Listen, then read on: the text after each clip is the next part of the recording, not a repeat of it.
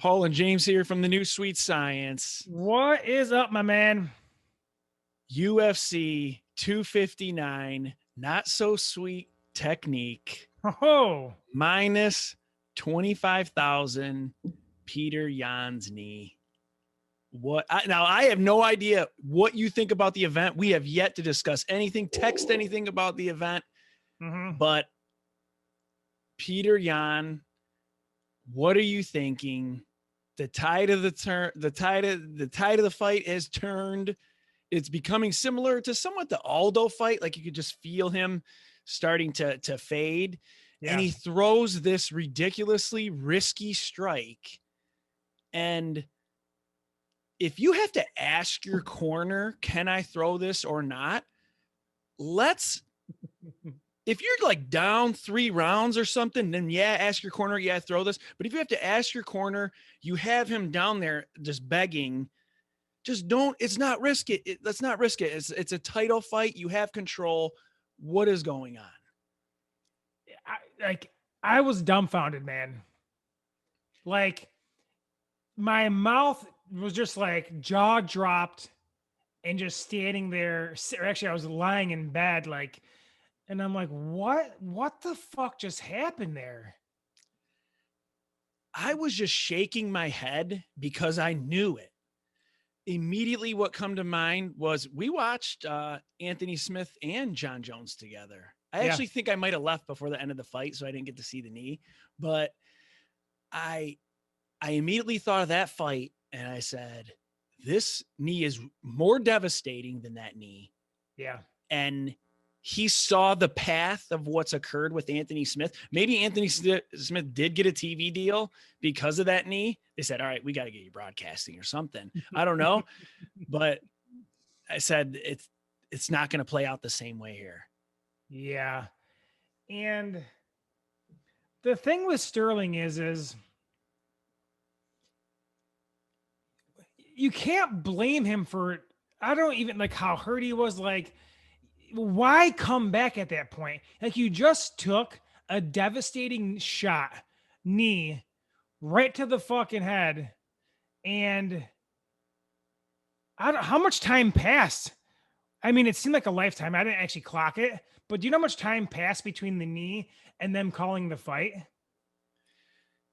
I can't remember, but I thought it was a lot less than Anthony Smith. And the first one that comes to my mind is Stefan Struve, when they had him for the ball shot and he kept going up and down and the crowd was booing. And I feel like sometimes the ref and the doctor lengthening that process starts to pressure the fighter into fighting. Yeah. Yeah. And I feel like there wasn't as much time, but that was just based on a strict feeling with a couple beers in me, maybe. Yeah. And really, I watched it with a few beers in me too, but they really should pressure them the other way. Pressure them to stop, because then, then if the fighter's truly ready to continue, the fighter will, right? It's like a little push pull, like push them in one direction, and if they're ready to go the other way, they'll tell you like, no, I'm good. And I want the fight to keep going more than anything. I picked Peter Yan to win. I don't know if I wanted him to win. I wanted my pick to be right, but I just wanted an exciting fight.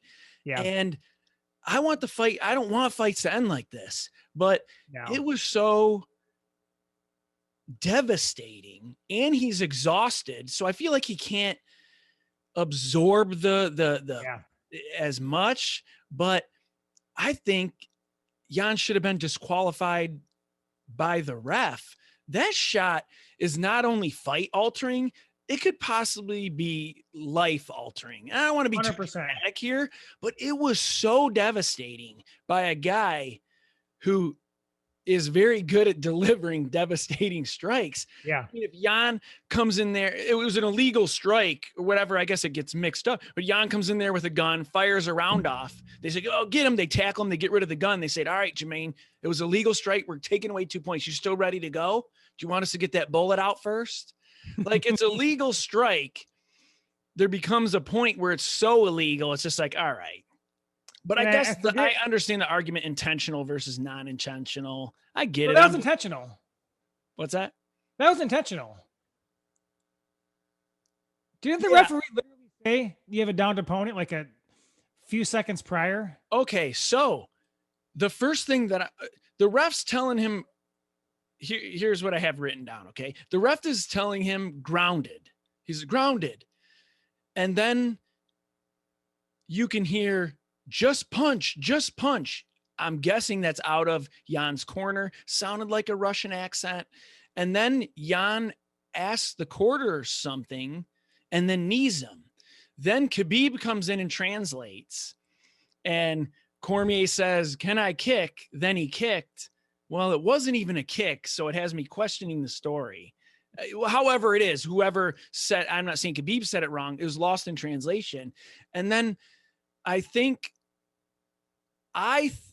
what I think might have happened was one of the cornermen was saying just punch, but another one of the cornermen saw Sterling with both of his hands off the ground and forgot about the knee being down. Okay, because that's my conspiracy. But the ref told Sterling, or the ref told him that Sterling was down, therefore it was intentional. Jan speaks Russian. I was gonna ask, does he not speak English? Or see, here's my comp, and I'm gonna go back to my cocaine days.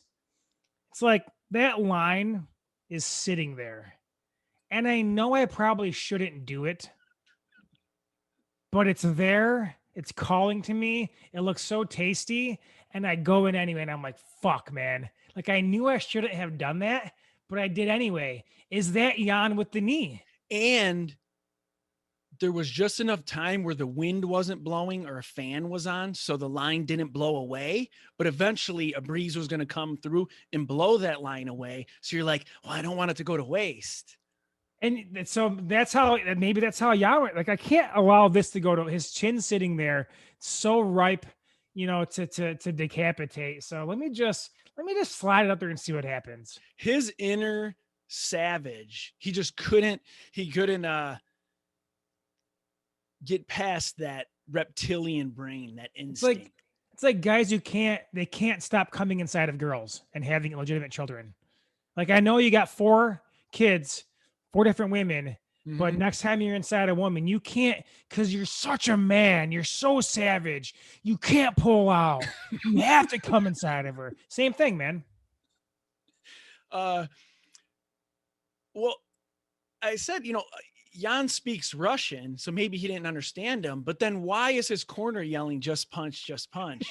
There's just all these questions. I don't know. So Jan wouldn't even understand you. Your fighter. Who knows if that's even from his corner? I'm just guessing it was.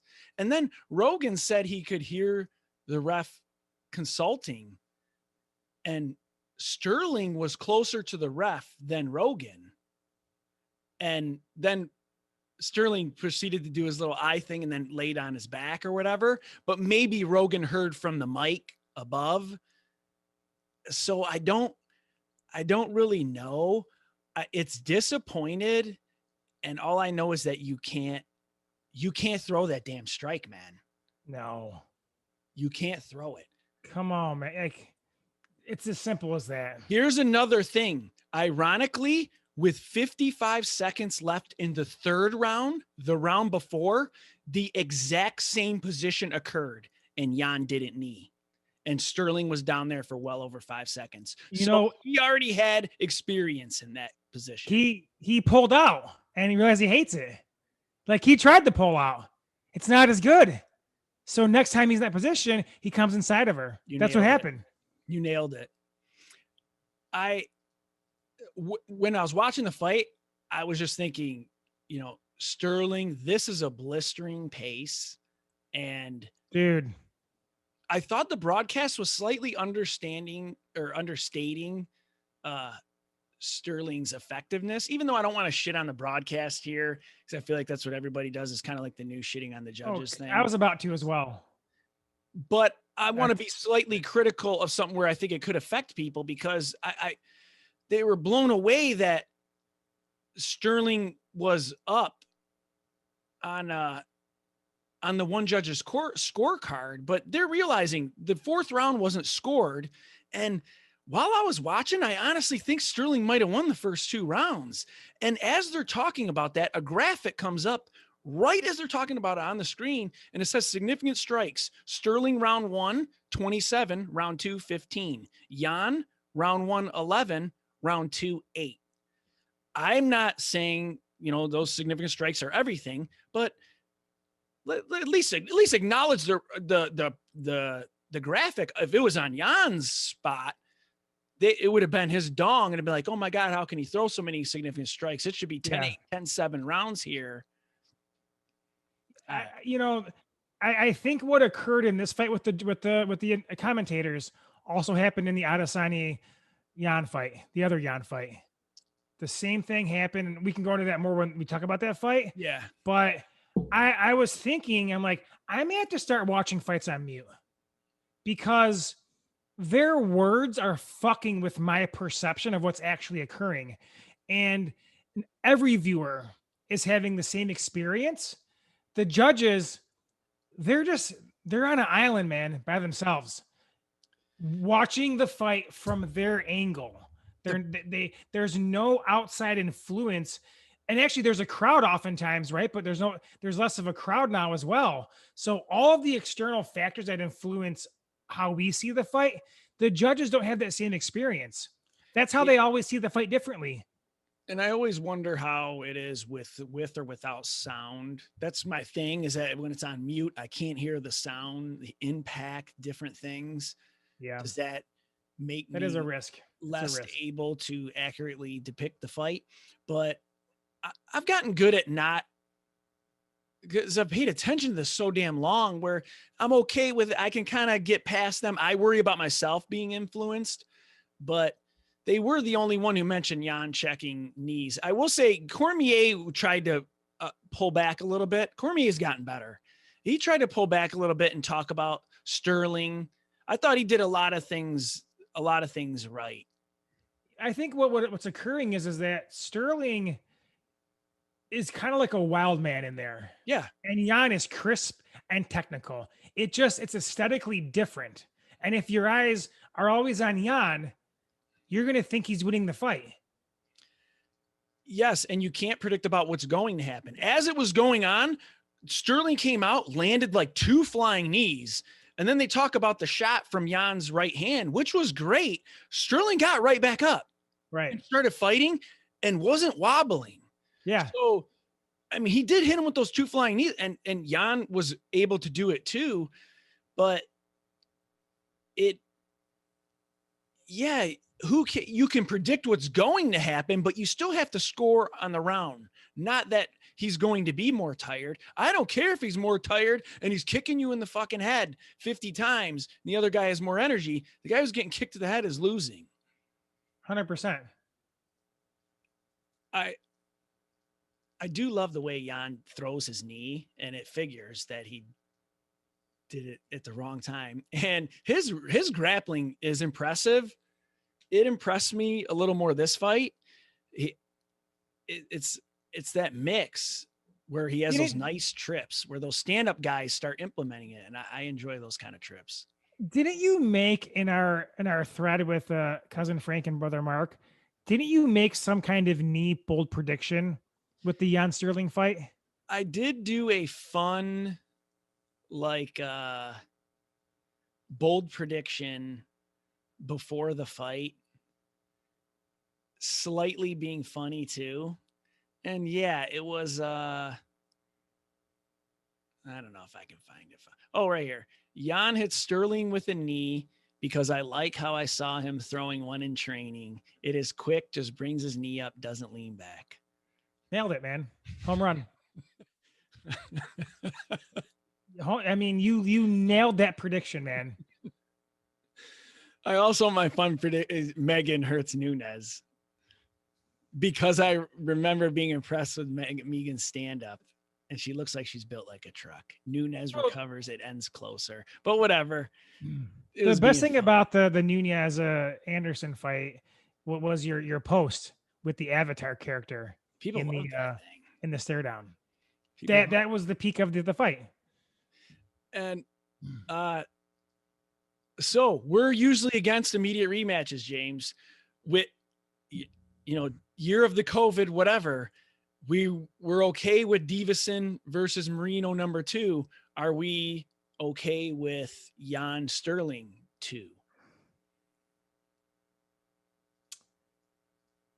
No, I think the entire division context plays a role here. And the next in line is Sandhagen, most likely, right? Unless he fights Dillashaw, is what I'm So, hearing. Sterling, if there's no immediate rematch, would he fight Sandhagen so quickly again? Oh. Probably not. Like, he just fought him. Now, if Dillashaw wins, you could do that. I'm okay either. I'm not going to plant my flag here and strongly lean one way, because there's always extenuating circumstances. Like you got like there is a bit of a gray area. Yeah. What is the chatter coming out of it, though? Is the chatter an immediate rematch? I can't remember what Dana said in the post-fight presser. I think it's just the basic assumption. What were the judges' scorecards? Was Jan up on 2 judges? Jan was up 2-1 on 2 judges, and Sterling was 2-1 on another judge. But the 4th round was going to be scored, and Jan would have probably got it. So he would have been up on 2 judges and tied on the other, I would think. Yeah.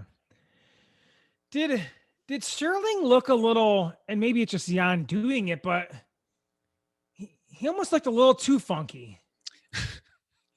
The 2 funk master. Yes, he went in there to press the pace, but at the same time, there's that Peter Yan effect where he is making those guys run for their lives, and it affects my picks with him. That's why I pick him. Yeah, there's no clear cut what the fuck contender for the belt. If it's Sterling, because that rematch, maybe, I don't know. I guess Sandhagen's won 2 in a row since that fight. But yeah, there's context here. If it goes one way or the other way, I'm okay with it. Could there be a suspension for that shot? What is the commission? Wow. Is there something going on there with that kind of a devastating blow? It could be. I can't remember if something happened to Greg Hardy. When Greg Hardy, who did he? He got fed Volkov. That was actually his punishment, right? Oh, that's right. That's right. So Jan will have to fight.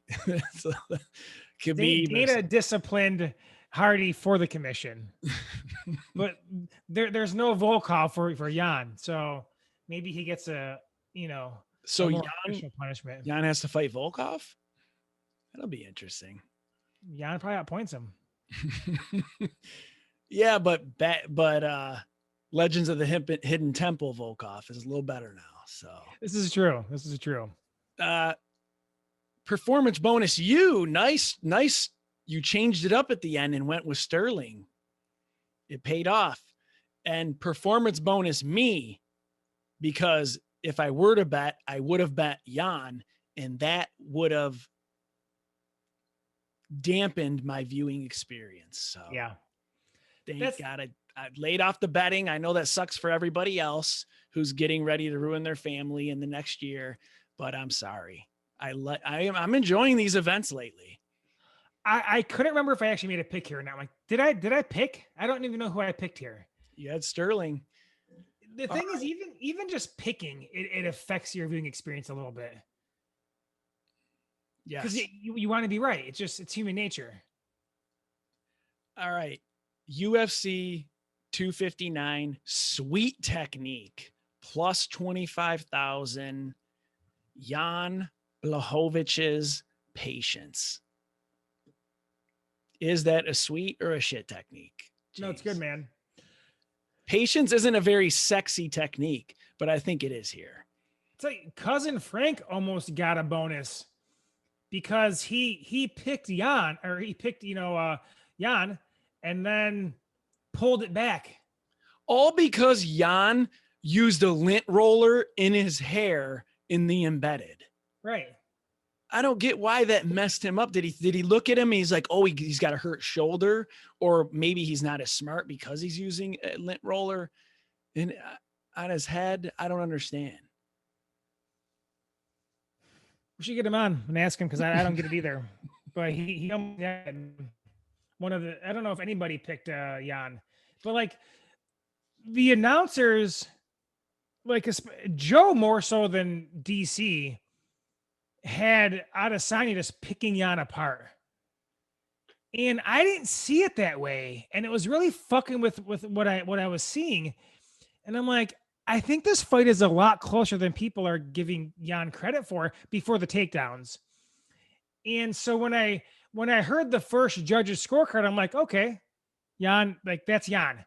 Like whatever, it was like 49-40, whatever it was. Mm-hmm. Because I thought for sure he got the last two. And I thought he could have won two other ones.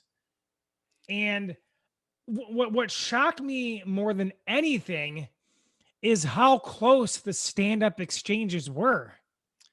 Yes. So I went to say his sweet technique was patience, and then I proceeded to not give any supporting evidence whatsoever, which is good. It's a lot of sports shows are like that, but he's at his 38 years, his ups and downs, no ego, not rushed, not panicked. Adesanya's feints, which were scoring points for Rogan. I'm just being funny. I get what he's saying about the feints, and I talk about feints every show. But Jan didn't become panicked from those feints. He just said, all right, I'm scared, and kept leaning his head back a lot and just said, fuck it. I'm not going to do anything. And Adesanya, he's waiting, and including me, waiting on Jan's blitz. He really didn't do it until I think the beginning of the third round. And then right when Arasanya picked it up in round 4, takedown, rinse and repeat in round 5. Yeah. And then the Yoel fight, Adesanya has shown that he'll sit there and wait for that counter. I think Jan played into that a little bit. And I think it was last episode I talked about kick with the kicker. I know it sounds crazy, but Jan was kicking with him. But Jan did something super smart also. And then he started implementing like a Muay Thai style stance. I said on the last episode how he has his left foot more forward, and he brought his feet together more, where you start to have like that Muay Thai tap with that front foot where you can bring up and check, because there wasn't any threat of a takedown or anything. Right. That was a good adjustment. And you can also cross check with that front leg to block body shots. So you can then bring up your arms to block head kicks. And he was cross-checking Adesanya's left kick, which is so damn fast. I love that left kick. And I noticed more of that when I rewatched it. But when I was first watching it, one of my initial thoughts was, Izzy is looking a little flat here. And I don't know if it's because of what Jan is doing or not doing or not. Yeah. And then also Jan's left counter is pretty damn quick and automatic, and it definitely gives you something to think about. So you weren't surprised at the scorecards at all? Not at all. I thought and now like looking back at the stats for the first time, Jan landed more significant strikes in every single round. And I think it reminded me of actually Cody Garbrandt versus, was it a Sunset when he had like the squat, like the cable lift knockout punch? Yeah. Up until that point, he looked fast and good, but Sunset's volume and Jan's volume here put him ahead. Like, it doesn't matter how cute you look or how awesome or how badass your strikes are. If someone's outlanding you, even though yours look prettier and yours aren't more devastating, then you're not winning the fight, even though maybe it looks fun, more it's more aesthetically pleasing. And I think that's what was occurring with Rogan in DC, was how efficient and cool Adesanya looks throwing strikes. Like he's badass to watch, but if you're only watching him, you miss what Jan's doing. And I think Jan was, I don't know if outworking is the right word, because he never got himself into trouble. You know, Adesanya threw like a few leg kicks up that came near the head, and like they flew up there, they snapped up there quickly, but didn't land enough to cause much damage. So I wonder if it's because you mentioned like maybe Jan was doing something that was affecting Adesanya's, like his normal output. And I wonder if because Yoel as well, like we didn't see a lot of action versus Yoel, and it's like, it's the fear of how much do you commit, but put yourself in risk of getting hit with that return power. And Jan did land some of those counter left hooks that you mentioned, and some other nice shots. So Adesanya is shown he's a little bit more of a counterer, at where he is almost slightly relying on you. And then when he went away from that countering, he went in too heavy. It almost, I mean, not to swing from his nuts even more, but Cyril Gane is kind of good at countering or leading. He can still lead enough to make sure you're losing. Like there was no doubt in that fight. And I know these aren't the same guys, but sometimes those guys rely a little bit more on more counter-based style. When it went in, when the judges were reading the scorecards, I wasn't watching it with the judge's eye, as I say, but I thought it was a split decision. And what really started affecting me was the length of time it was taking to read the scorecards. I was like, oh man, those first 3 rounds, I started thinking, man, those first 2 ones, it almost comes down to who was I watching. Those are very close. And how many kicks take place? How do you tell if a kick lands or not? It is so hard. Yeah. What part of the foot? Oh, it landed with the foot. Did it hit the shin? Did it check? Did it not check? That shit is so hard. And a calf kicks landed there. Jan was all right. I think his lower leg was iced afterward. Izzy was kicking the inside part of it, which I think is a little more dangerous. But I thought it was going to be a little closer. What do you think of the judge scoring 10-8 for round 5? 2 of the judges scored at 10-8 for Jan in round 5. I'd have to, because I didn't watch it like that as well. Like where I'm like, okay, takedown here at this amount of time. Because I think it was like halfway through the round he had to take down, right? That's what yeah. Okay. So I wonder if that was in part like a cumulative, where Jan did it to him in round 4 and kind of holds him down for the rest of the round. Then in round 5, he does it again. So is there almost like a comparison effect with the earlier rounds? So sort of. Correct. It's the relative round scoring effect. Okay. I forget our terms sometimes. And I change them every time. So that's probably why. And I'm supposed to forget. I also black out during the show and have the cousin Frank will be like, hey man, I loved what you said there. I'm like, what did I say? Hey, this, who did I say it about? Like, I don't remember even what happens on the show. I'm like in a trance on this, a K-hole or something. This, I changed it. Well, I try to update it too, but when the differing margins of victory per round create the desire to score rounds 10-8. So an example would be fighter A wins close round, fighter B wins next round with a greater margin of victory. So the desire to give fighter B a 10-8, even though in a vacuum, that round would be a 10-9. So if you start comparing the amount, you say, oh, Izzy barely won this round, Jan dominated this round, I don't want to give them the same value, but that also starts leading into some problems with draws and inconsistencies. If Jan If round 5 occurred in round 1, it would have been a 10-9 round. Yes. 100%. But because of where it landed and you have the evidence of the previous rounds, it affects how you score that round. So yes, 100%. and that's the effect I think happened. And when I rewatched it, I said, okay, could I have another explanation? And I mean, we'll rewatch it for the third time for this one, for round 5. And I was thinking maybe it was because of the final strikes in the mount in round 5. Right.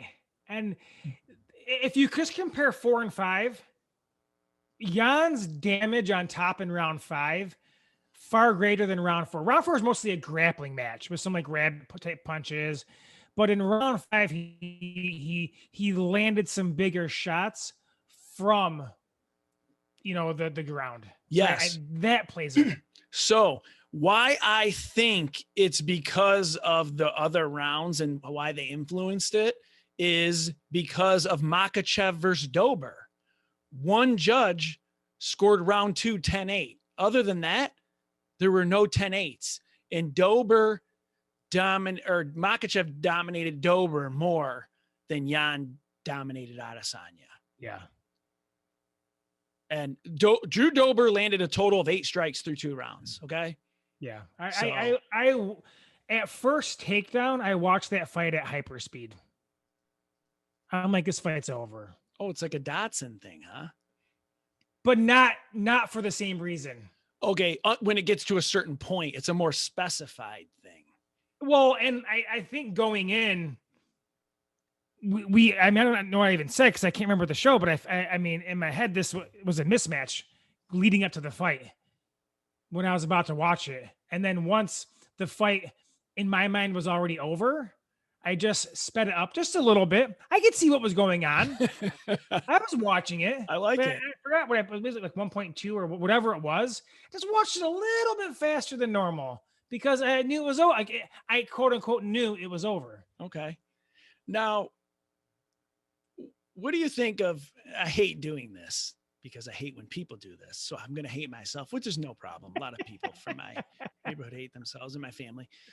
People saying, can't believe people thought Adesanya could hang with John. I think even John said that. So what do you think of that statement? Like a false equivalency? I think it's a logical fallacy. Well, what the first thing I thought of was John's got a fight coming up too. Right. What if John gets devastatingly KO'd? John is facing one of the scariest creatures on the planet right now. It could look way worse for him, or it could look 100%. better, but there's a possibility where both of these guys don't look very good. 100% agree, because we haven't seen John do shit to Jan. I'm sorry. I automatically said he's facing Ngannou, but Stipe, I understand that. Ngannou's sexier to me in terms of he just first round. We'll see. I'll really have to look and think about the fight. So Stipe like doesn't wrestle anymore. So whoever said that is obviously using the solid strategy of MMA math is what they're using. But in this sense, then Jan would dominate John because Reyes fought Jones as well as anybody ever has. So then John, instead of doing the rematch, ran to heavyweight, and then Jan came in and dispatched of Reyes rather easily. So if we're going to play with this fucking fictional MMA math that's ignorant as fuck to begin with, then Jan is the rightful king of the light heavyweight division. I will say I'm okay with John doing it because it's kind of funny. And I think these fighters have learned that the way to stay relevant, get money, is you got to at least tweet during the events. And he had some beef with them, whatever. I think it's always kind of funny. I agree with all that as well. I do agree with that. I won't repeat what Adesanya said in the post-fight presser because I can't drop N-bombs. I know I did once while reading a Tupac lyric, but I won't do that anymore, okay? I've learned from my mistakes, so don't pick out my past, or I'll pick out your fucking past. Not you saying the people who pick out mine. But I know that was a lot right there. What the second thing I thought of was Adesanya lost anyway. Imagine the amount of money he missed out on by not moving up and fighting John and instead fighting Jan. Yeah. But it is what it is. It's a choice. It's a timing. I just a different way to look at it, I guess. You know,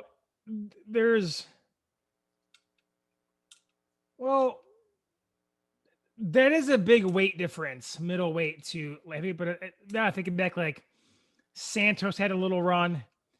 Anthony Smith had a little run.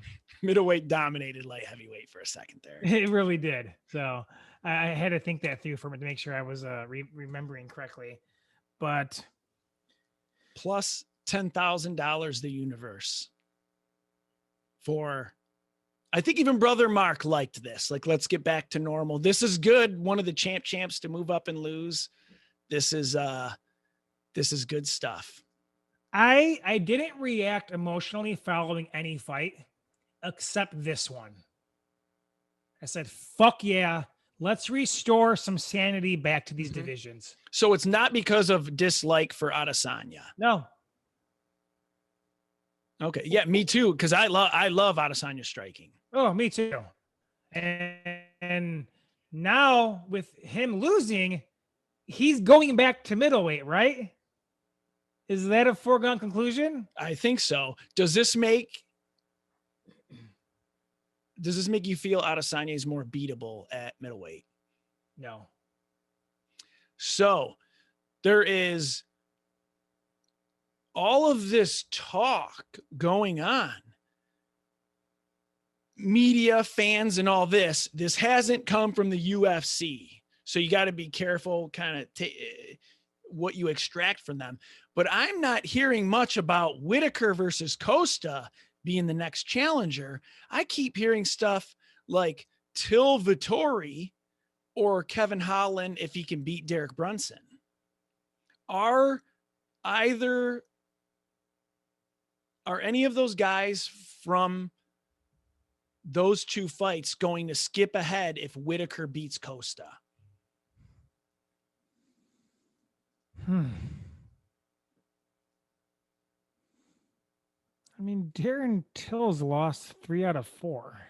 Darren Till, I love him and I get irritated with him at the same time. Derek Till's coming off a loss and he's lost 3 of his last 4. But most importantly, his middleweight losses to Whitaker. Yeah. So if Whitaker wins this fight, I know the MMA math, but eventually, come on, the evidence. Vittori, I guess because Vittori won a round or had a split decision. Kevin Holland, not going to lie, would be fun. And I like how Kevin Holland talks shit to him. I mean, Robert Whitaker is my favorite fighter. I got like a handful of them. He's definitely in there. But if Darren Till gets it, I'll be irritated. If Vittori or Kevin Holland did, I could the slightest bit of me understand. It's the Aljamain Sterling Corey Sandhagen effect, or like Adesanya beat Whitaker recently. At least it feels recently, but it could have been 6 years ago because COVID. And I don't remember anything or have any time concept right now, but it feels like that was relatively recently. All right, almost 2 years ago at this point, actually. So that's not recent in my book. And Whitaker, like you mentioned, beat Till. Adesanya's talking about how Cannonier's next, but Whitaker beats Cannonier. And if he beats Costa, he's obviously the clear contender in that division.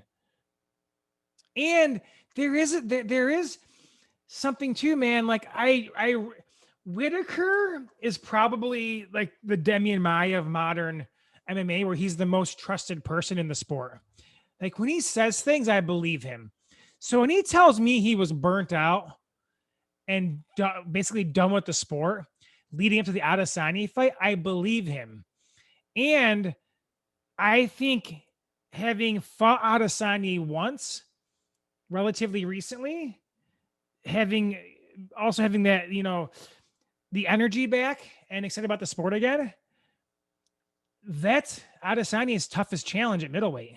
Each kid gives Whitaker more energy. Usually it takes away, diminishes the parent, but for Whitaker, it adds to his superpowers. Glad you said that, because whenever parents tell me that their kids are keeping him young, I'm like, are you sure they're not making you older? I don't know. Maybe I'm wrong, but I think working out keeps you young and sleeping and vegetables, but kids, I don't know. Skeptical on that one.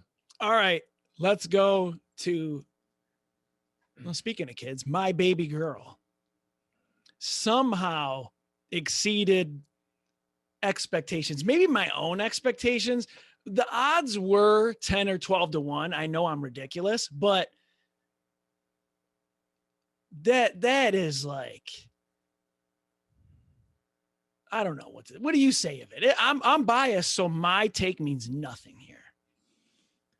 Paul, this fight is me after 2 amateur fights versus Vanderlei Silva in his prime.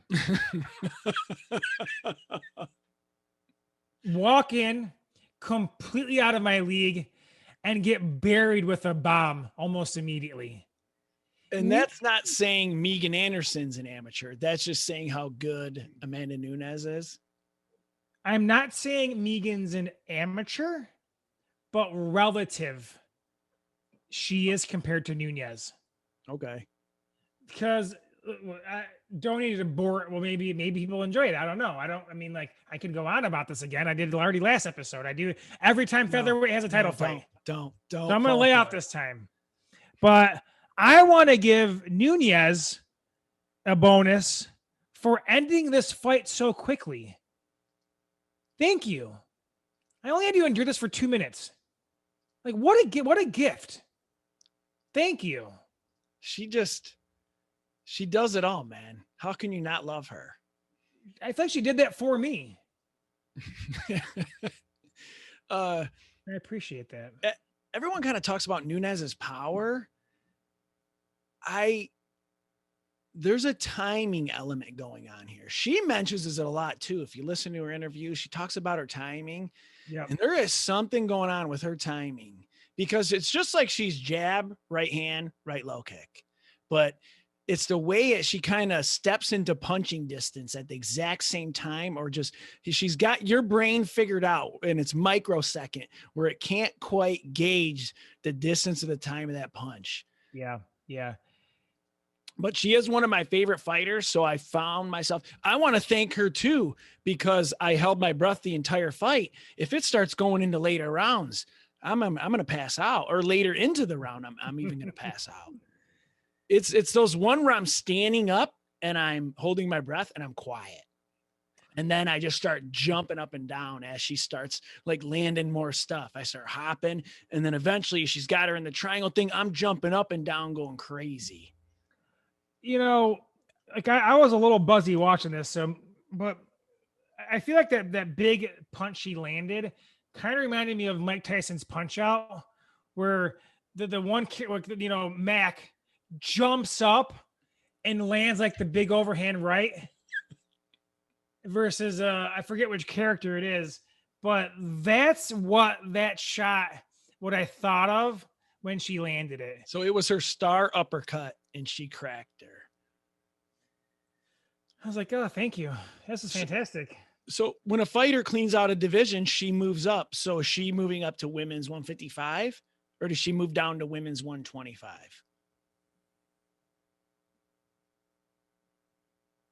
Or does she have to move into the men's division? I'm a little shook because I started thinking about women's 155 and how bad that division would be. And my blood started to boil a little bit internally. Yeah, they can't do that. Like, it's time to retire this division. And I feel like that's the greatest honor Nunez we can bestow upon her is to retire the division, because the disparity in ability is so vast. Like you wouldn't have the local pro who's like been like a UFC champion continuing to fight local amateurs and just pummeling them inside of one round. I like when Dana came onto the mic and Cormier was like, "Oh, Nunes is just going to keep doing it. She's just going to keep taking your money." And then he just laughs. And it's just like, yeah, that's exactly what's going to happen. And what is she going to do? She's going to go back down, defend, do whatever. All right. What about her and Nina to fight a man? You know, I understand she'll beat some men, but when it comes up to the creme for the title, do you do the 135-pound division? Well, it's Aljamain Sterling. Can her and Nina beat Aljamain Sterling or Peter Yan? Yes. Could they beat Volkanovski, the 145-pound champion? When you first brought up the question, my first thought was like, go to bantamweight. That's because I thought of Volkanovski immediately. Like, don't fight him. Fight the bantamweight champion. He's quick. He could maybe stay away. Though he could stay away. Strong too. He's a bull, man. That's a tough matchup. I guess the bantamweights could stay away too. Sterling would have a harder time because once you start to grapple, that other person's going to get on top of you. Right.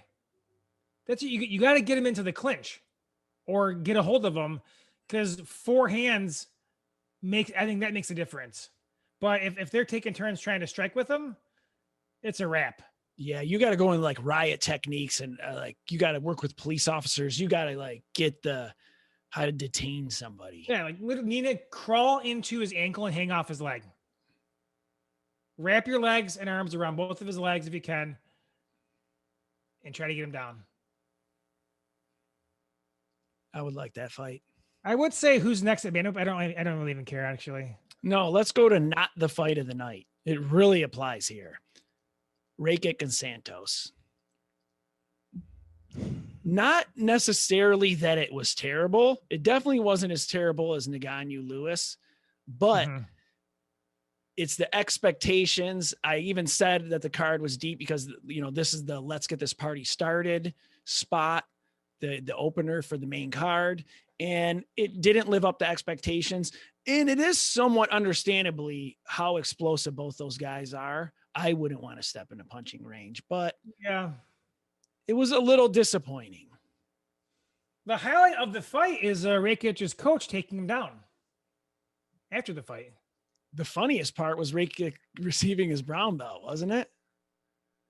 Yeah, I don't know why, but like when a fighter receives their belt in jiu-jitsu after a fight, it tickles me for some reason. I find it like endearing or entertaining or something. But what about in a fight where there's no grappling? That makes it's even funnier in this case. Rakic, it seemed like he was really wanting that spot when he gave the post-fight interview of, you know, challenging for the title. But you also have Yuri versus Reyes coming up. Mm-hmm. And then I always think of Ankalaev hanging out there. I think he's around like number 7, but Rakic, I think, went to number 2. So I don't know if he would. I guess it depends on maybe what this Yuri guy does. We're about to watch the I would guess it's going to be the oldest combined age in a title fight ever when Jan fights Teixeira. You know what that makes me think of? The heaviest, when it was Carwin versus Brock Lesnar, 700 pounds or whatever. The oldest. I like records like this. Teixeira, thing is, I love Teixeira and Jan both so much. I'm going to watch that fight with more nerves than you watch your adopted daughter. Nunez fight. Okay. All right. Plus 5 additional bonuses. Plus 5,000 Islam Makhachev for carrying on the grasp of death torch. We'll see. It's still to be determined, but I didn't realize / forgot how big he was. Yeah. Dude, Drew Dober is thick, and I couldn't quit staring at his damn calves and his thighs, but he is thick. And Makhachev just said, once the grab, it's over. Right. And it just sucks the life out of you. And then that submission reminded me of Brian Barberina and Sage. Do you remember that submission? Yeah. That was it Sage's first or second UFC fight? Yeah, so definitely his first loss. So I guess Drew Dober had strep throat. I don't know. But last episode, you specifically mentioned this, and I agreed with it, was that Islam might be a victim of where he's at on this exciting card. Yeah. And he ends up putting on an impressive performance within it.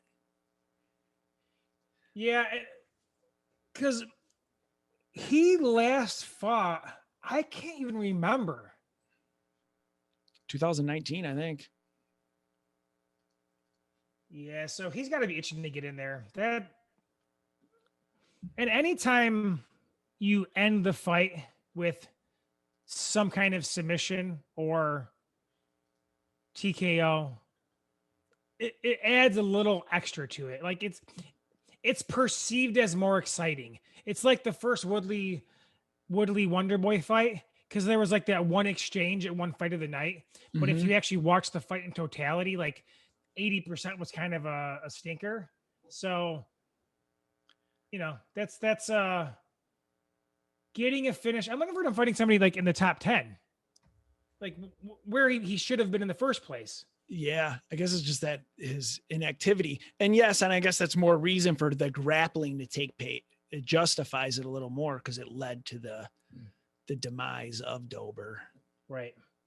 Plus $5,000, Sean Brady, who I'm on his nuts. I talked about him last episode. His 5,000 is for a submission other than a rear naked choke guillotine on a numbered event. He has an arm triangle. I've been all on him. All around solid, somewhat special on the ground. It's like he's technically sound with stand up, but the ground kind of sets it up because you're worried about it. And I was worried about this fight because it was his 4th UFC fight. It was the 15th for Matthews, and Matthews was 6-1 since his return to welterweight. And Matthews was looking good. That's a good win. There's a few people on this card who I'm pumped to see. Askarov. Plus 5,000 Askarov Nurmagomedov for giving us a clear next contender at flyweight, minus $5,000 for missing weight. So thanks for nothing. Yeah, that's a bummer. Because remember, I think he fought Moreno to a draw. I didn't realize he missed weight until after the fight, even though I watched the weigh-in. Like both of them. How are you going to miss by a pound? Say that again.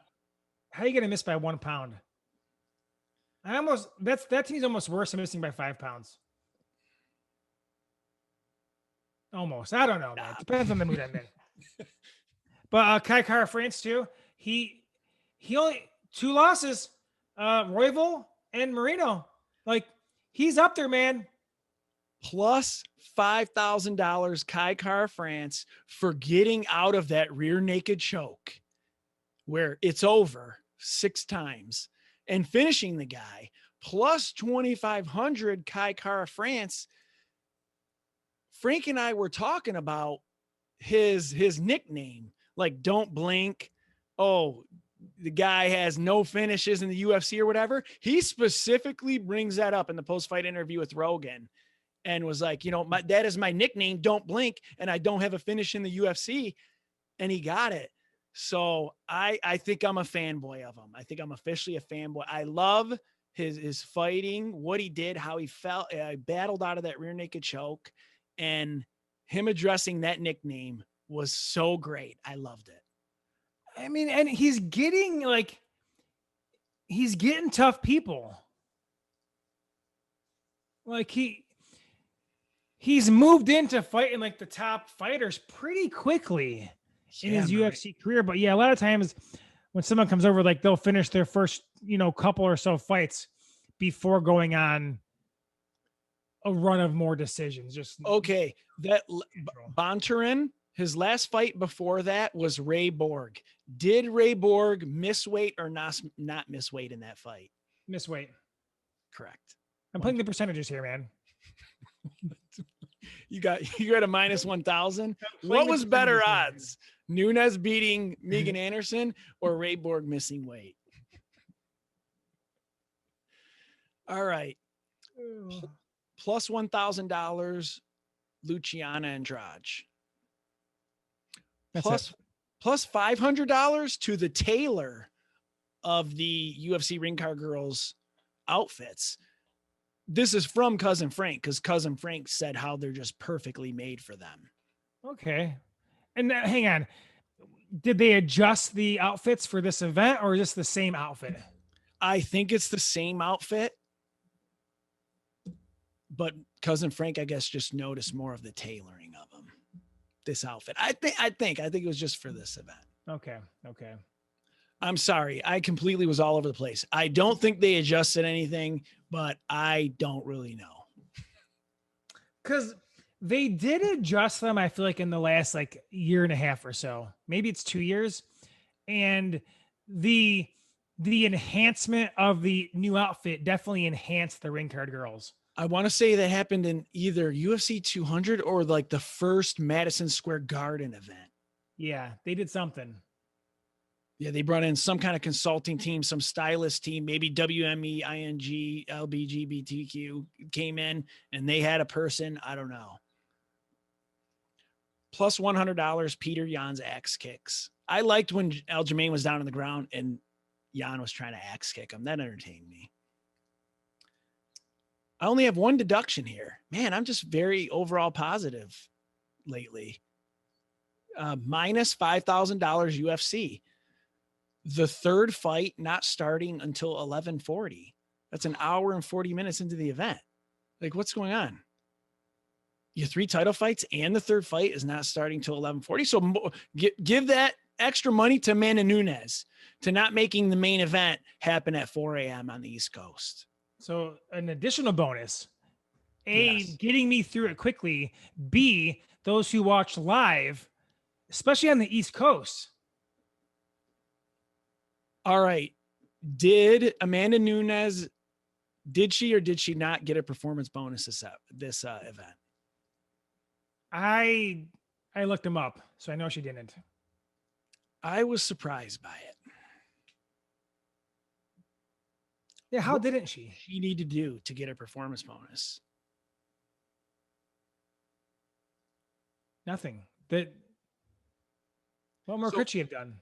So this was like, no matter what's going to happen here, she couldn't get a performance bonus. Basically. Is it because they wanted to give the other people?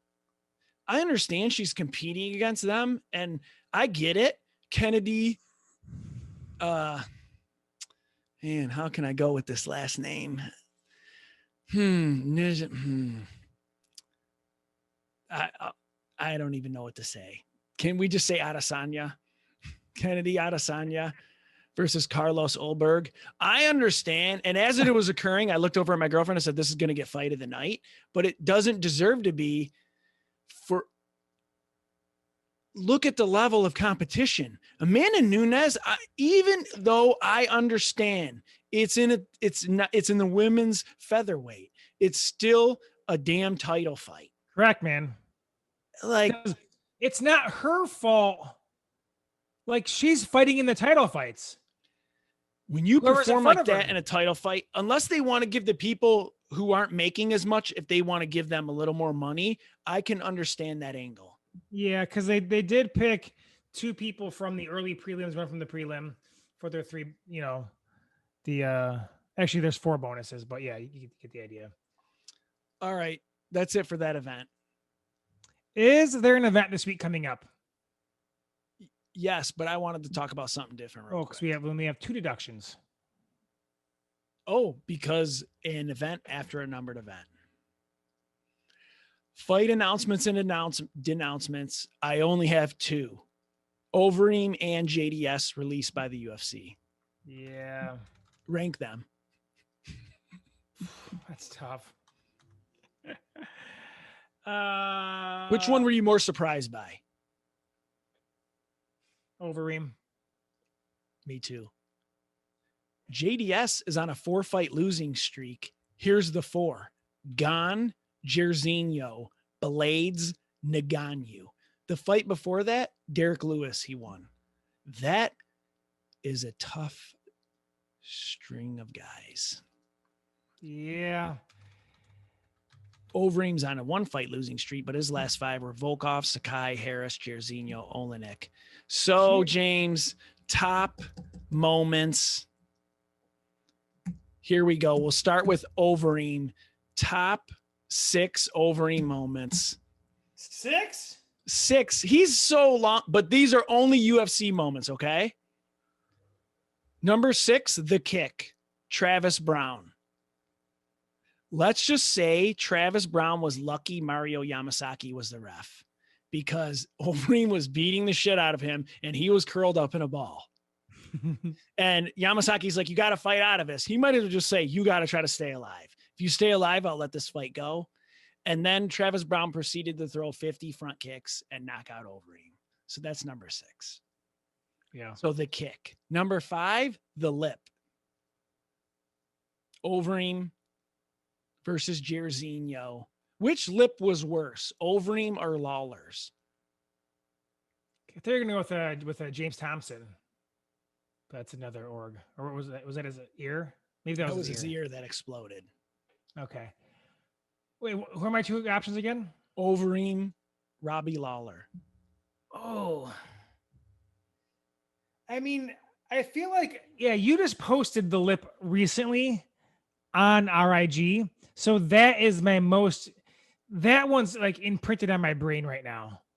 So I'm going Overeem is worse just based on recency bias.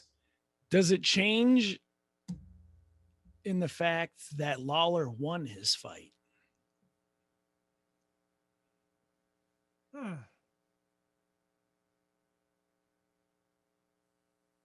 No. Okay. Number 4, the punch. Like how I'm ranking things. I'm like ranking within these moments. This is good. Keep this Number going, 4 man. is the punch.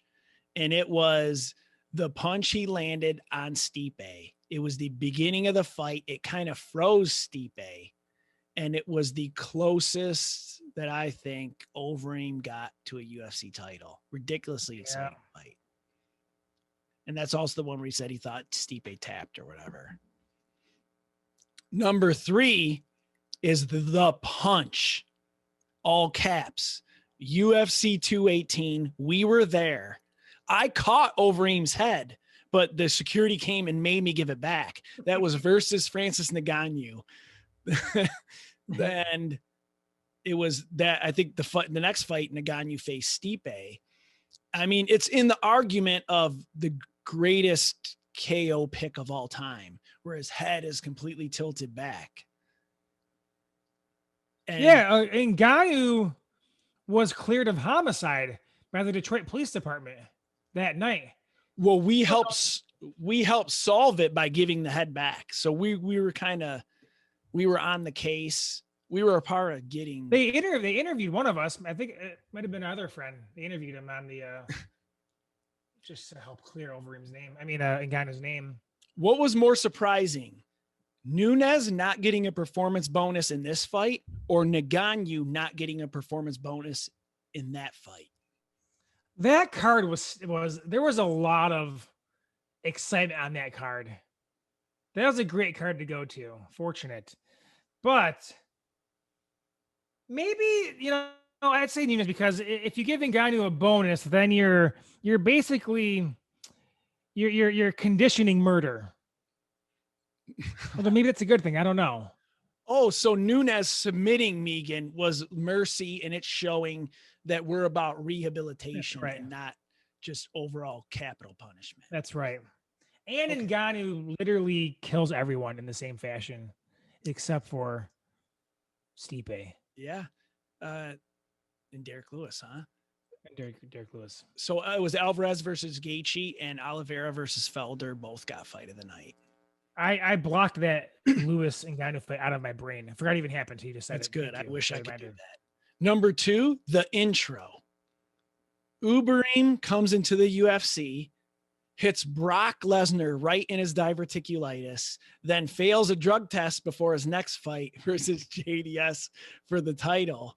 And it was the last time we saw Brock. He had to eventually regrow his diverticulitis and then fight Mark Hunt in UFC 200. And then Overeem almost he almost got cut, I think, then.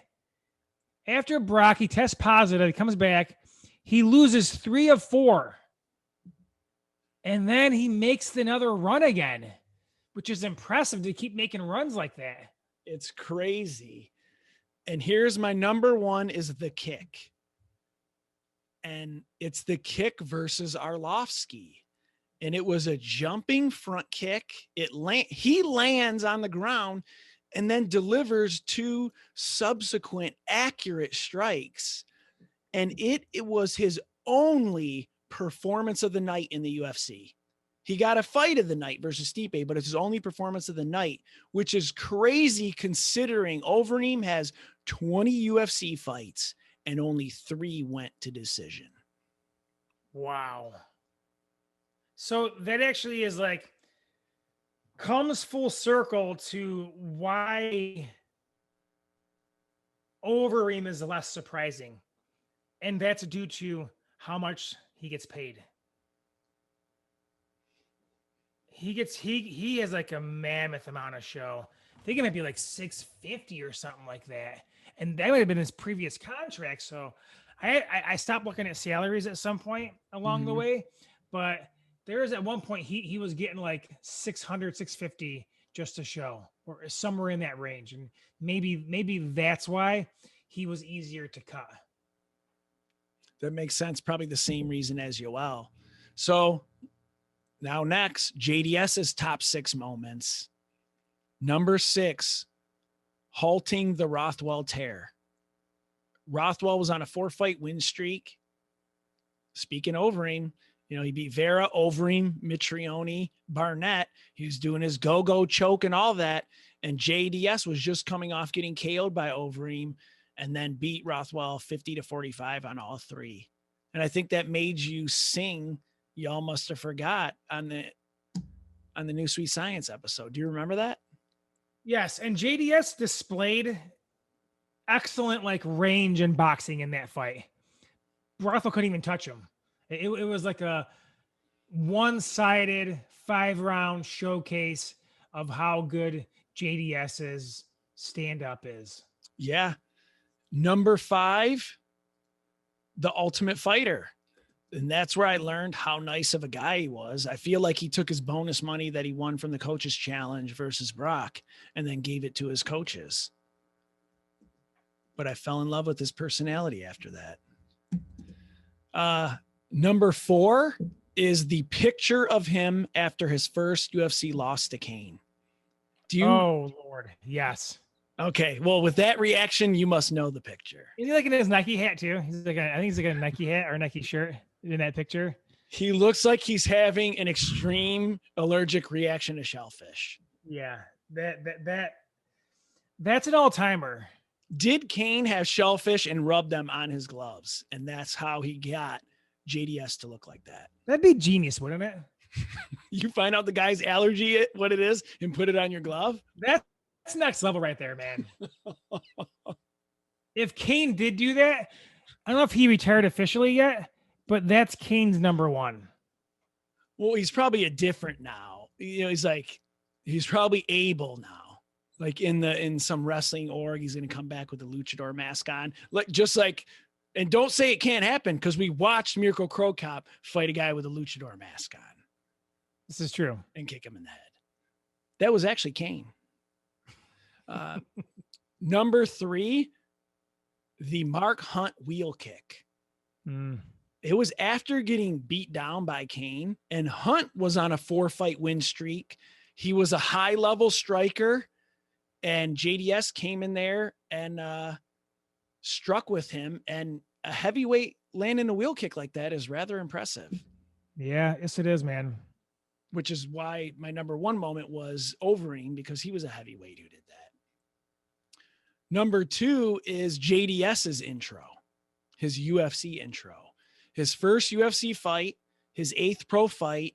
He's beautifully balding, and he comes up with that giant uppercut, and it knocked Verdum right out of the octagon and into Strikeforce. That's how hard that uppercut was. I was hoping you were going to mention the JDS Verdum fight as one of your top 5, because we watched it at my mom's house, and I remember vividly you ripping Verdun for how heavy he came in.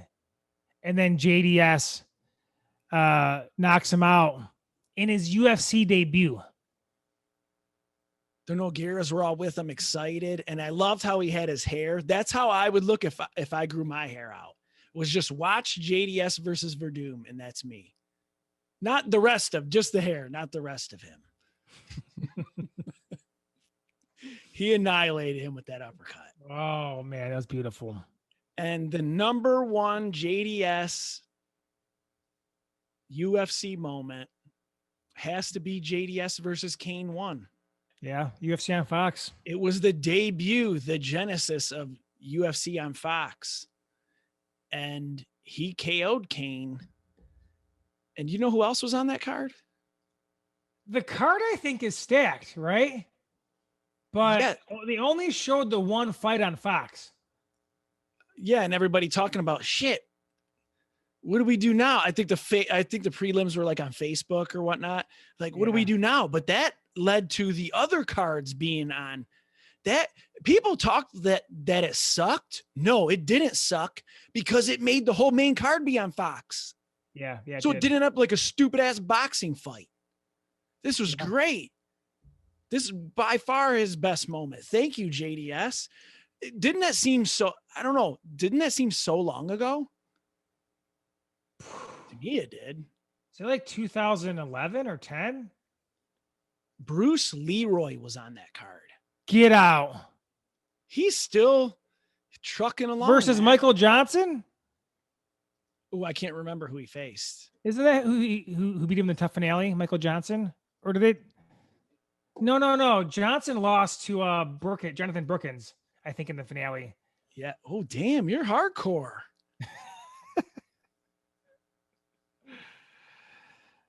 So Kane versus JDS was November of 2011. Man, decade ago. So, man, you're deep into thought there. What's going on? There's my stock charts are over there. Am I going to hear ding, ding, ding, ding, ding, ding, ding, ding, ding? I have to buy the stock at a certain point, so I've been kind of just semi-watching it.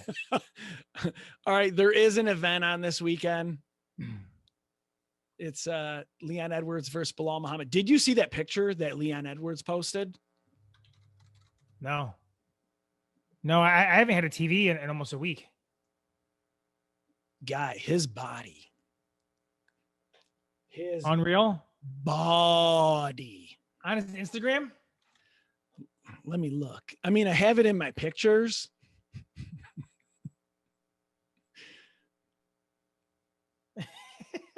Sorry. Where did it go? Oh my God, no, I didn't delete it. Can you see it? Can you see this right here, James? Oh yeah, I got it up too, man. Look at that. Holy shit. I'm not picking to win him because of his body. But dude, his arms are looking huge. He's ripped. Well, I mean, it should be when you've been training for a fight for 3 years. You should eventually. He's been in training camp for 3 years. He should be. Right. You wonder if there's some kind of if there's just an violation, like a been away so long effect. Although Dominic Cruz won his last fight, so I should just start having random UFC pictures up, and this just be kind of one. You need yes, like digital, or there's like digital picture frames, and they can kind of cycle through. Oh, And like yours cycles through, and like there's like some ring card girls in there, and there's like Paige in there, but then here and there it's like just it's a shredded dude. I need two of them. I need one right here and one right here. First of all, I would never look at you again. It would be too distracting. Staring at your pictures the entire time. Well, because everybody's going to be half naked, right? Correct. Yeah, man. I'm going to go on a limb here. Those are the most ripped I've ever seen on a UFC fighter. Ripped what? I didn't hear the word. Quadriceps. Dude, his medialis. Dude. His vastus medialis. When they say teardrop, that's a teardrop. What's bigger than a teardrop? I don't know. All I can think of those sour baby teardrop candies I used to get when I was a kid. Those things are absurd, man. There's the rectus femoris. Like, this is an anatomy class right here. They should bring a biology anatomy class to the UFC event as a field trip. I would love it if some like anatomy and physiology teacher loves UFC and he has Leon Edwards pulled up on his projector screen talking through quad muscles. And really, you can go into the biceps and abdomen and students. Here's the serratus anterior. All right.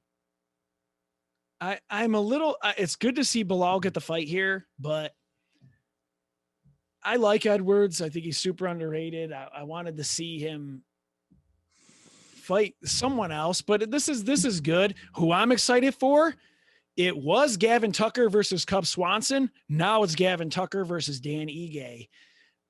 I am on Gavin Tucker. I like this guy. I'm on these new guys. Got Sean Brady, Cyril Gane, forget about it. I'm full blown inside of his scrotal tissue. Whoa. But Gavin Tucker, I am big on. I thought he'd have more of a coming out party versus Cub. No disrespect to Cub, but Ige,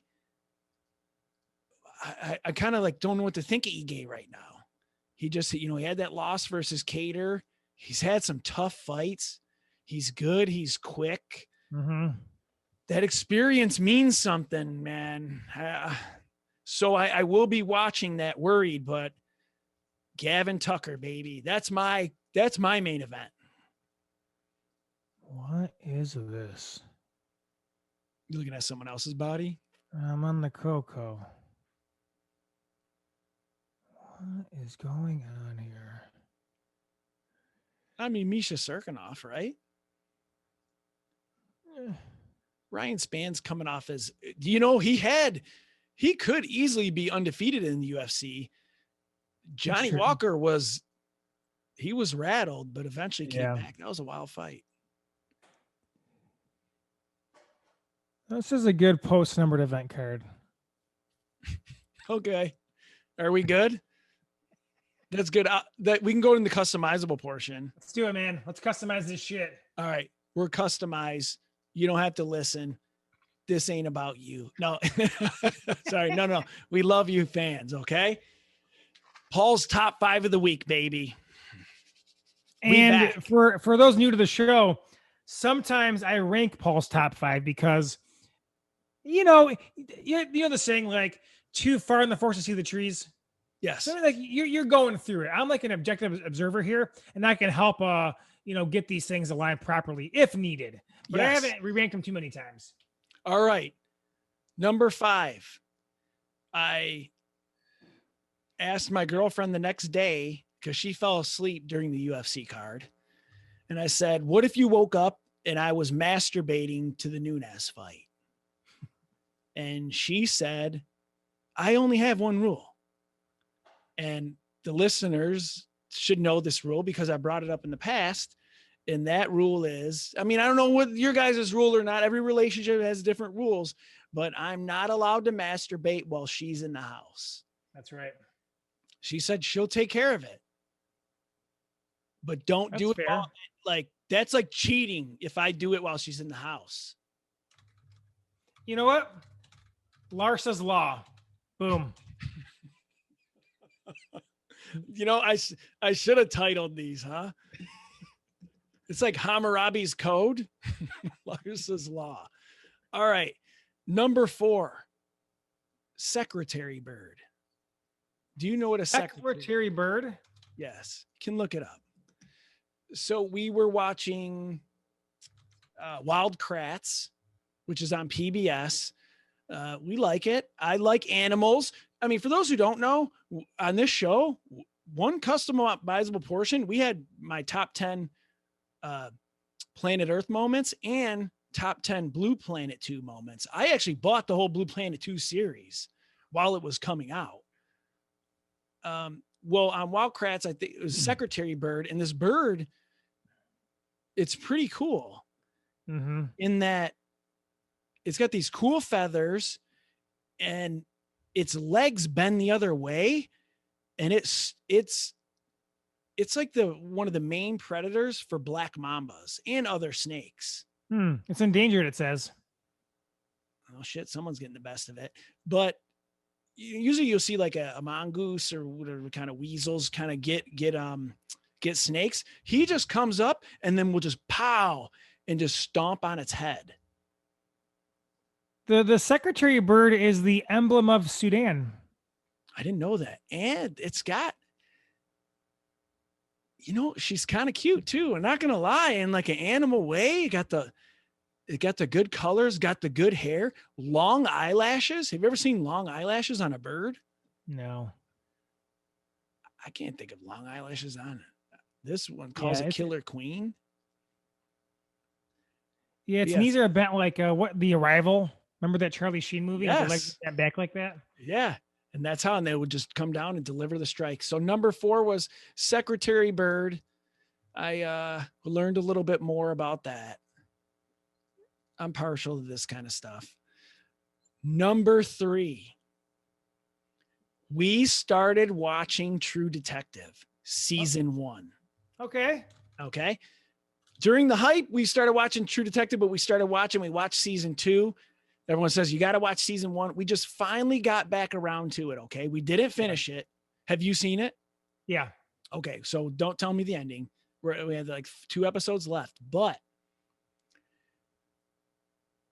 me and my girl were watching, and the scene came on with the girl who gets on top of Woody Harrelson. And she has 2 gigantic honeydews. Okay. I don't know if she just went to the grocery store or not, but she lifts up her shirt. I'm a cantaloupe guy, in case you're wondering. Oh, so 2 cantaloupes. Okay. Roughly the same size, right? And honeydew is a type of cantaloupe, I think. So we're sitting there watching, and the girl lifts up her shirt to unveil her groceries. And my girlfriend says, "Take it easy." Just like that. Take it easy. And I was like, "Oh, what? Too much? What did she mean?" He says, "Oh, come on. Those things are huge." Like, and my girl will be, she'll say stuff like, these girls, it's hard to compare to some of these girls. It's kind of as a joke or whatever, but come on. And plus it caught her off guard. We talked about it a little bit after, was that, you know, you should have showed some smaller boobs in the earlier episodes instead of, you know, later, but it just wasn't ready for them. And I said, they got to try to keep the viewers, because they're going to go to other shows. Like Game of Thrones opens up the season with like the series with like all kinds of graphic sex scenes, and those disappear once ratings go up. Yeah. Game of Thrones starts with a beheading and then giant honeydews. Hey, babe. Hey, ride or die. We're on video too. It's okay. Just talking about True Detective. So yeah, so take it easy with those things. That's a funny visceral reaction right there. And I had to act like I didn't notice. So number 2, Carly. Hey, Number 2 was I was dropping off the kids at school. I come back. So my girlfriend and then my youngest one, his name's Talon, he sits in the driver's seat. And they lock the door on me. And we have this funny little game where when you come back in the car, you lock the door. And then when you try to open it, you act, and everybody laughs. Okay. So I said, oh, okay, I'll sit in the back seat. So I sit in the back seat. And I said, all right, buddy, you're the driver. Where are we going? And he says, well, I'm going to the liquor store. And he hesitates before he says his next thing. And during that amount of hesitation, a lot of processes went through my head. Was, oh my God, what have I done? Like this, am I ruining this kid's life? Mm-hmm. The first thing he says is the liquor store. Am I drinking too much, in front of him? Is he going to become an alcoholic? What is he going to say there? I slightly got worried. It went silent in the car between me and my girlfriend. But that small amount of hesitation seemed like a lifetime. So he said, I'd go to the liquor store and grab all the Mountain Dews. And I was like, oh, thank God. Oh my God. Thank the Lord. I'm actually not completely a shit parent. That's funny, man. And that's it from the story. But it reminded me of one time I was at work, and this was probably like 10 years ago. I don't know if it's still applicable. Was that there was this girl, she moved from Texas up here, and she made a comment and said, oh yeah, I bet they like to drink Mountain Dew. And I was like, oh, what does that mean? Acting like I don't love Mountain Dew. Yeah. And she's like, oh, that's how you can tell you're white trash. And I was like, fuck. Is it? And then I started thinking about it. Or she's just like, yeah, Mountain Dew, a dew of the mountains, like hillbillies like it. And I'm like, yeah, that shit's terrible. As I like buying a 12-pack of Code Red. But I don't know if it was that, if it's not that. Am I genetically predisposed to think Mountain Dew's delicious? I don't know, but our boy Skip Bayless drinks Diet Mountain Dew. I wonder if that's the same. No, that's a classier version. I don't know if anyone's ever heard that again. Please message us. Yeah, I want to hear this too. I want to stop doing the stuff that's white trash. Okay. I'll have a couple just for culture, but all right, here's my number 1 moment of the week. And this is obviously I'm a perverted or whatnot, but I ordered a couple of wigs. I'm big into hair, especially long, dark, thick hair, but I like playing around with different wigs. And we tried out a blue wig. Okay. And I just basically say this stuff to help out other people who are maybe doing weird, that maybe not weird stuff, but whatever, you feel isolated, alone. I'm doing it too. Okay. But yeah, so a blue wig, like medium length, kind of curly, wavy. And I had her wear that during, what then she puts on, okay, we'll go into more description. I'm feeling good. I ever put on, so you had her play Coraline. You had her play Coraline. God, I just watched that with the kids too, like this year. I didn't think of that. This is like a stripper, like if Coraline was a stripper. Yeah, I got you. And had her put on these fake eyelashes, like not too crazy, but nice and long and thick. And then a white thong and a white bra that really pushes them up. I like when they're pushed up, so there's like a butt crack right there. Yeah. And oh yeah. And then we threw down, oiled each other up with baby oil, massages, all that stuff. But whatever, the focal point was the wig, the blue wig. Nice fake blue too. Like it doesn't look real. Like what color is your microphone? The thing on it, the like pop filter. I don't know, but it's like a real royal blue. Yeah, so it's a little bit lighter than that. I can't get it right now. I don't know where it's at. But now that we're on video, you can literally put it, like you can bring on props and show them. Man, I wish I knew where it was because I had my other ones, but they're not it. They got a pink one and a blonde one. Well, now we have a blue one and a red one. So we're just, we're adding to it. I like to dress up the different stuff. You got over years, you got to keep it spicy. Yeah, otherwise, you're going to go and cheat. Okay. Yeah. Change things up. You need some excitement. 100%. All right. So now I guess it's your time to rank them. Yeah. I mean, what's funny is Larsa bookends your rankings. It's like symmetrical. You have her law in the beginning. You have the wig at the end. So I can't flip those. Like those got to stay there just to keep that symmetry. I like that. So now I'd probably go Secretary Bird up above the True Detective one with the boobs. Actually, Larsa's in the middle too. So really, we can't fuck with symmetry here. You have Larsa's law at 5. You have Larsa's reaction at 3, and you have the wig at 1. We can't change it. This is good. We're done. You nailed it, man. Whoa, but so what?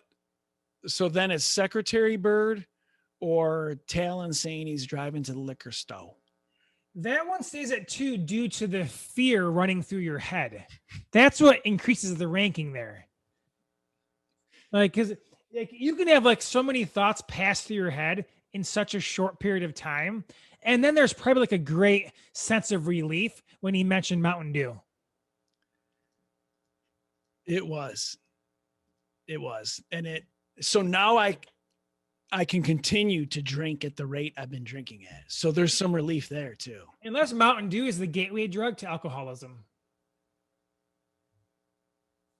I'm going to have to find, it's like the weed of alcohol. Listen, if anyone's listening who loves Mountain Dew, but doesn't drink booze, let us know. Because this person may not exist in the world. If you're a hillbilly, do you have to either love Mountain Dew or alcohol? Or does it depend on what age you get? Because as a kid, I love Mountain Dew. I drink Coke now, but I love alcohol as well now. So maybe that was my gateway drug to booze. It's a good study, which leads, like all good studies, to more questions. Do you think you have the ability you're at the party store, the liquor store, whatever, you see someone with a Mountain Dew, can you tell quickly if they're alcoholic or not, you think, in many situations? I could probably tell. We can just do some empirical research here and just kind of an observational study. I don't think I could do that, but I could tell if they're white trash. Okay. Probably 80% effectiveness. Now that you mention it, like I've never seen Mountain Dew like in my uncle's refrigerator. Is he white trash? No. Okay, there's one for that. Okay. Any of my uncles on my mom's side. So your mom's side is not white trash. Except for us, correct. And they don't drink Mountain Dew. That's right. Now, what about your dad's side? Do they drink Mountain Dew? All white trash. Don't see them as often, so I don't have the evidence. So I couldn't tell you. But I don't know if many people over a certain age drink Mountain Dew at all. Mountain Dew feels like a 14 to 25-year-old beverage. Yeah, that's why I have to sneak them so they're not like, oh, look at Paul trying to be young. So I got to sneak it or put it in a Yeti. I got my code red in there, and I don't want to be made fun of. I can get embarrassed too. Yeah, that's true, man. Yeah, I'll be on probably Pellegrino in 6 years. But craving Mountain Dew the entire time, wishing I had the balls to drink it still. But I am just a shell of myself with no courage, just regretfully drinking that stupid thing, just staring at a couple of Mountain Dews like, oh, man. Dude, I look at the code red every time. I'm like, nah, I can't do it, man. I can't do it. You know what it reminds me of sometimes? Where you say, which is completely accurate. Like you like a girl that she kind of looks a little trashy and that's sexy. You'll say that once in a while. I like that. Yeah. You're saying, yeah, 100%. I feel like you said it about Kylie Jenner before, years back. Miley Cyrus. I said it recently, I think, about her. Oh.